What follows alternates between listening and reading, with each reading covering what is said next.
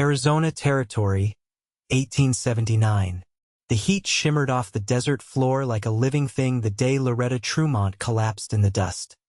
Her face pale under the sun, lips cracked, hands trembling as she clutched her swollen belly. Her dress was torn at the hem, boots caked with dry clay, and a wide smear of dirt streaked her cheek. She had not eaten in 2 days. She had not slept in 3. And the man who promised her forever had driven off with their wagon, their money, and her 2-year-old son, Zeke. The wind moaned low through the canyons, brushing over her like a whisper. She tried to push herself up. Her arms gave out. Then strong hands were around her. She did not open her eyes, but she felt the ground disappear beneath her as she was lifted. The chest against her cheek was warm, steady. The arms that held her were sure and careful. "Kola, bring water," the voice said, not harsh, but firm, low, with an accent that was unfamiliar and grounding all at once. She drifted in and out of blackness. She heard the clink of a canteen, the cool press of water to her lips, then a fire's distant crackle. A soft blanket pulled over her body. Someone humming, barely audible. When Loretta woke, it was night. Stars blinked above her, and the firelight flickered over the stone walls of a narrow canyon. She lay on a bedroll tucked neatly beside a small fire. Her hand flew instinctively to her belly. Her baby still moved inside her. Relief made her eyes sting. She turned slowly. A man sat near the fire, tending it with a stick. He was tall, lean, long black hair tied back. His face was sharp and handsome, cheekbones high, nose straight. His eyes, when they met hers, were the color of deep earth, watchful and quiet. "I thought I was dead," she rasped. "You are not," he said. "You fainted on the trail. I found you." Loretta tried to sit, but pain lanced through her side. She winced. He was already at her side, steadying her shoulder. "Easy," he said. "You are not strong yet." She looked at him uncertainly. "Who are you?" "My name is Koa Vallen," he said. "I am Oglala Lakota. I came south to trade. You were alone." "I was not supposed to be," she said, her voice breaking. "My husband, he left me, took our wagon, and my son." Koa's jaw tightened. "He left you like this?" She nodded, tears spilling now. "He said he was going to get help, but I waited all day. Then the next. Then I started walking. I thought, maybe I'd catch up. I do not know what I was thinking." Koa said nothing for a long moment. Then he stood and moved to his pack. He brought her a pouch of dried meat and a small corn cake. "Eat." Slowly. She did, though her hands shook. Between bites, she watched him. He moved with purpose, everything he did quiet and efficient. He stoked the fire, checked the perimeter, then returned to sit across from her again. "You should sleep," he said. "I cannot." Her voice cracked. "My boy Zeke. He is only 2. I do not know where he is." Koa's brows drew together. "Do you remember which way the wagon was headed?" "East. Toward Tucson." She swallowed hard. "But that was 3 days ago. He could be anywhere." Koa stared into the fire. Then he nodded once, as if to himself. "We will go at first light." Loretta blinked at him. "We. I will take you. You will not search alone. You do not even know me. I know you were left in the desert to die. And I know no woman should be." She did not know what to say to that, but something in her chest loosened. That night, Koa gave her the bedroll and sat up near the fire. Loretta watched him through half-lidded eyes. He did not sleep, only watched the canyon mouth, his rifle across his knees, a man used to being alone and alert. By morning, she could walk with help. Koa lent her his arm without asking. He had 2 horses, the smaller one he helped her onto. Her legs trembled. He tied his pack behind her and took the lead. They rode through the scrub and thorn brush, sun climbing fast overhead. Loretta kept quiet most of the day, thinking of Zeke, of his curls, of how he liked to sing when he thought no one listened. Her throat ached from missing him. At midday, they stopped to water the horses at a spring. Koa handed her a tin cup. She drank, then looked at him. "Why are you helping me?" He looked at her for a long time. "Because someone should." She studied his face. It was calm, unreadable. But there was something there behind his eyes. Something wounded. Something kind. That night, they camped in a dry arroyo. Koa made a stew from beans and dried rabbit. Loretta ate in silence, then looked up at him. "Do you have family?" "My parents are gone," he said. "My sister lives on Pine Ridge. I have not seen her in many winters." "So you are alone?" He did not answer right away. Then he said, "Not tonight." Loretta felt something shift in her chest at those words. They reached a small town the next afternoon. Koa tied the horses and helped her down. Loretta's eyes scanned the street desperately, no sign of her husband. But a woman at the general store had seen a man with a little boy 2 days prior heading north toward the rail line. Loretta's legs almost gave out. Koa caught her.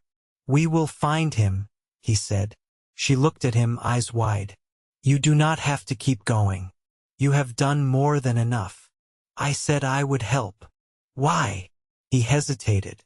Then, slowly, he said, "I was not there when someone I loved needed me. Long ago. Cannot change that. But I can be here now." Loretta stared at him. Her heart beat faster. She nodded. "Then we go north." They rode the next 3 days through dry country and long plains. Loretta's strength returned slowly. Koa checked on her often, adjusted her saddle, helped her down gently each night. He never looked away when she spoke. He never rushed her.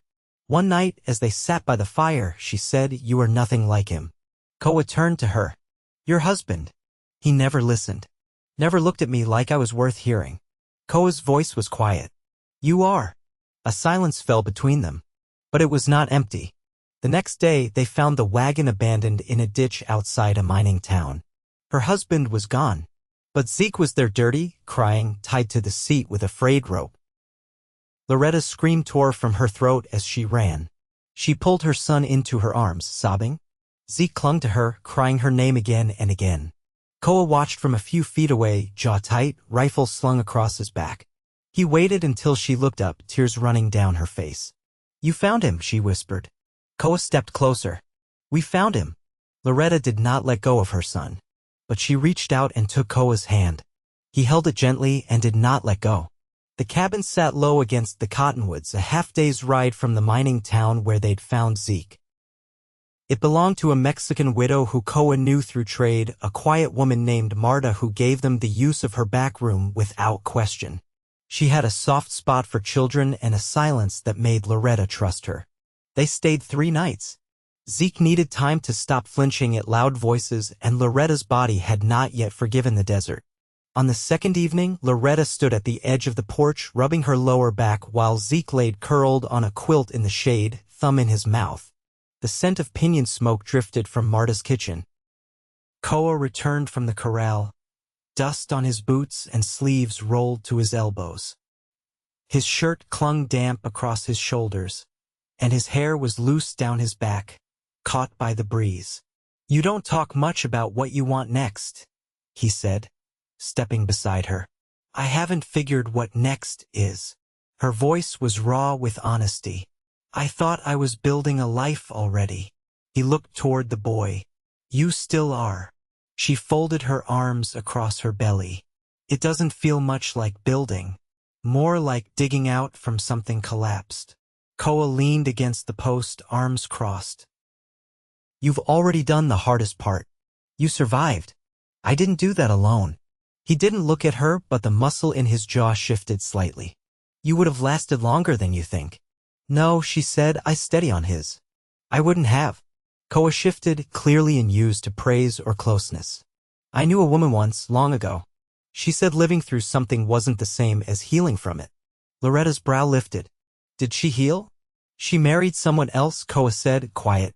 "Left the prairie behind. Maybe that was part of it." Loretta turned to face him fully. "Do you ever think of going back to your people?" "I've thought of it. And there's a place for me there, but not the same shape I used to fit." He paused. "It's different now." She nodded slowly. "I know that feeling." He tilted his head. "Do you?" "I married at 17. Left Missouri in a wagon with a man who promised land and a future. I barely knew how to cook, let alone keep a child alive in a dust storm. Every time I thought I'd finally caught up to my own life, the ground shifted again. Koa looked at her in a way that made her feel seen without being studied. "You ever think of settling again?" he asked. She stared at the horizon. "Not until this week." Zeke stirred in his sleep and Loretta knelt beside him, brushing hair from his forehead. The boy sighed and turned toward her palm. Koa stayed quiet until she rose again. "There's a place I know," he said. "North of the Gila. High ground, water year-round. Good soil. Not many people. I've gone there most springs since I left the north." She watched him. "You live there?" "I passed through. But the land's kind. It remembers quiet." Loretta wrapped her arms around herself. "Sounds like what I thought I was looking for. I could take you there," he said, his voice even. "If you wanted." She studied him carefully, trying to read what he wasn't saying. And after that she asked. Koa didn't move.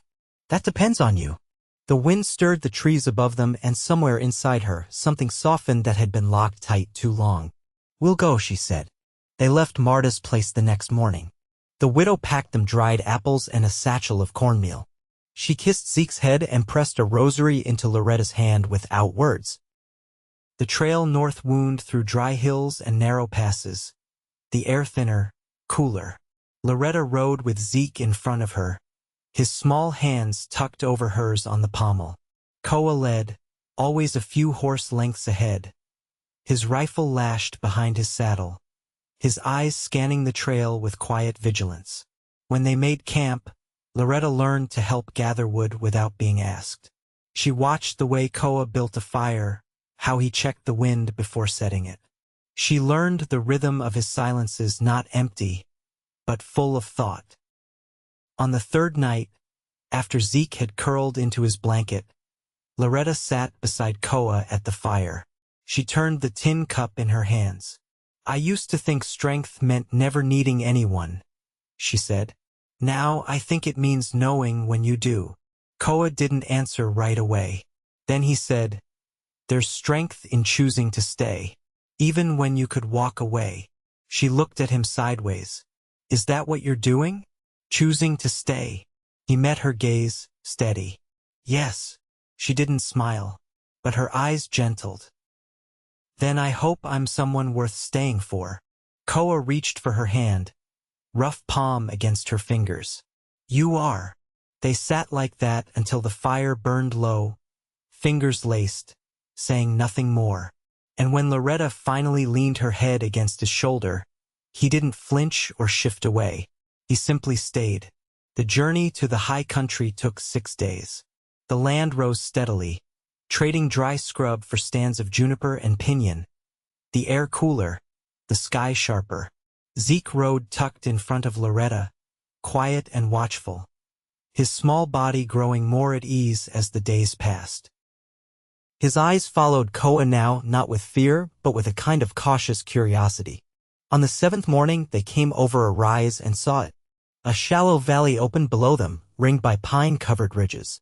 A creek cut through the center, its banks soft with grass. A stand of cottonwoods shaded the far edge. The wind carried the scent of water and sun-warmed stone. Koa reined in and nodded toward it. "Here." Loretta's breath left her. "It's beautiful." They made camp near the creek, and by sundown, Koa had strung a lean-to from canvas and branches. Zeke helped gather small kindling with solemn purpose, arms full of twigs. Loretta boiled water for cornmeal, her stirring hand steady now. The next morning, Koa began shaping a frame for a more lasting shelter. Loretta watched him drive stakes, his shoulders moving in quiet rhythm. She knelt beside him, holding the crossbeam as he lashed it down. "You've done this before," she said. "Many times," he answered, tying the knot with care. "You ever build one for more than just yourself?" He met her eyes, the rope still in his hand. No, later that afternoon, Koa showed Zeke how to strip bark for kindling. Loretta watched from the shade, her elbows on her knees, fingers twined. The boy listened carefully, mimicking each movement. When Koa handed him a small bundle and nodded approval, Zeke grinned, small and fleeting, but real. That night, a single coyote called from the ridge as the fire settled into embers. Loretta sat across from Koa, Zeke asleep between them. The hush of the high country wrapped around them like a second blanket. "What did you think would happen to you?" Koa asked. "When you started walking alone?" Loretta ran her thumb along the seam of her skirt. "I didn't think I'd live, but doing nothing hurt worse."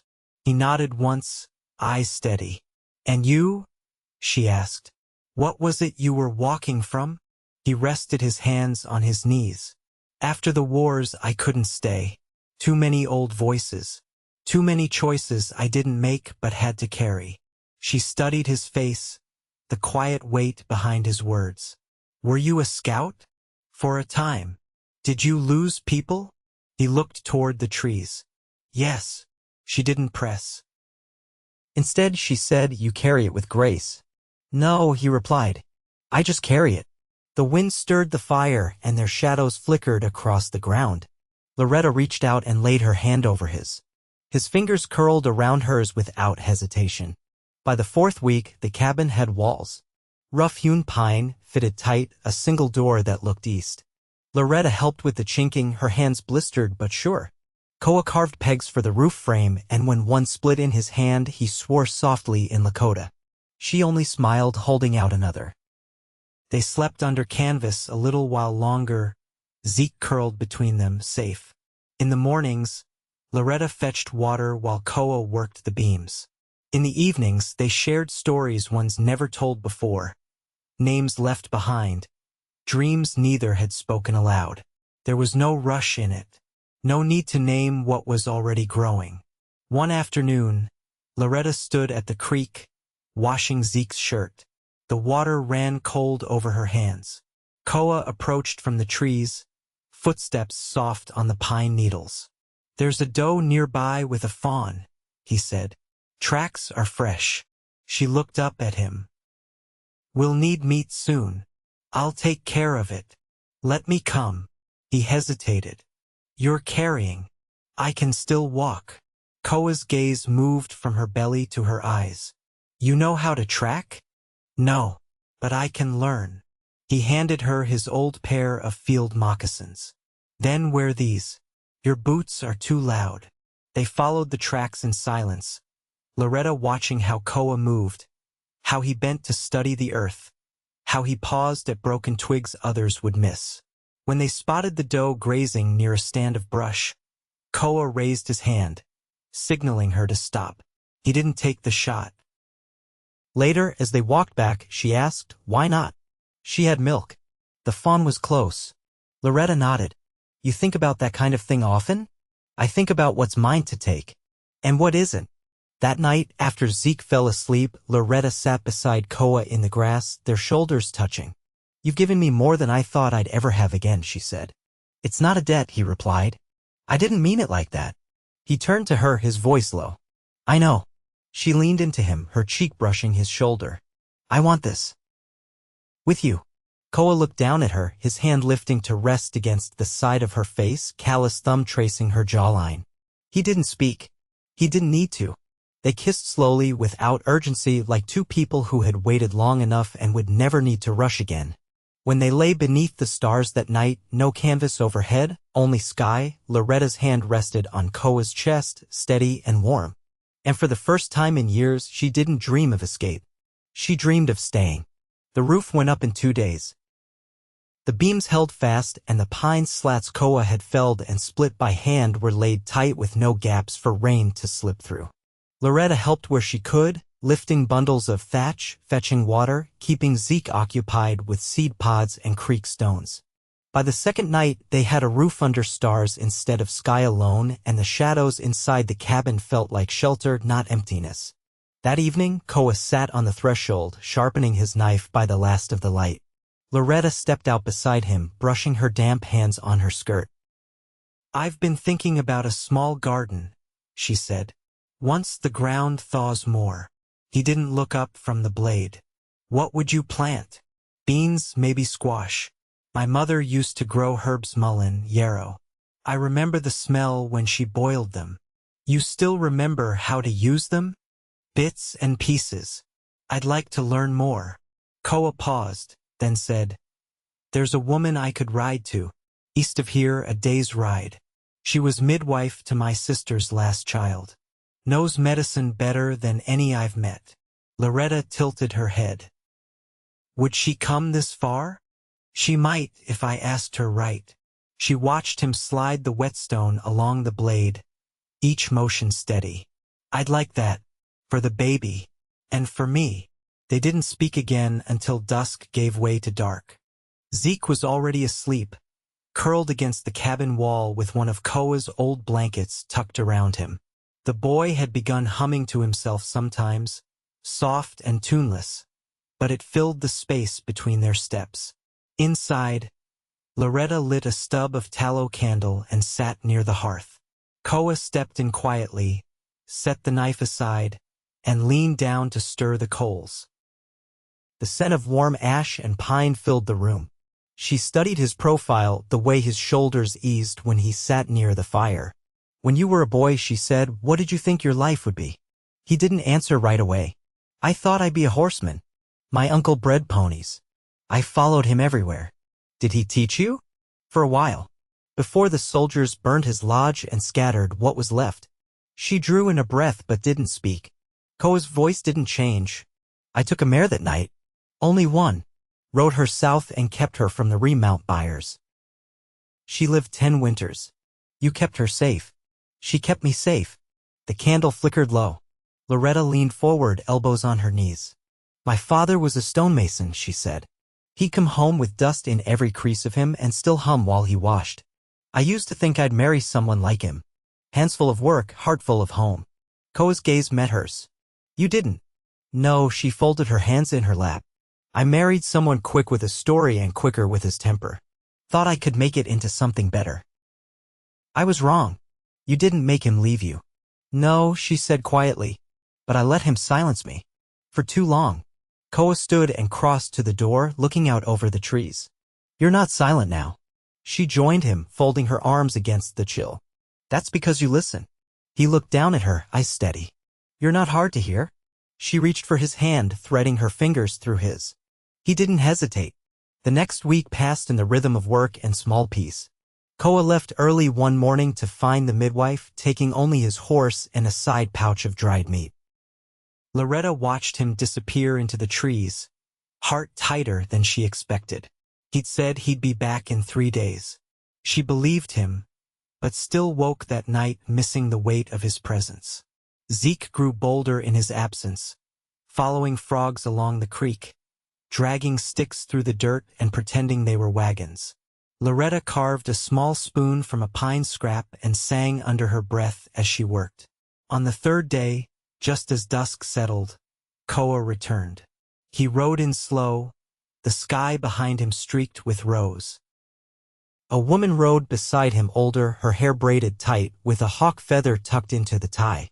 Her face was lined, but her posture was straight as a spear. Loretta stepped off the porch, brushing her hands on her apron. This is Missu, Koa said. She agreed to stay through the birth. Missa nodded once, her gaze sharp.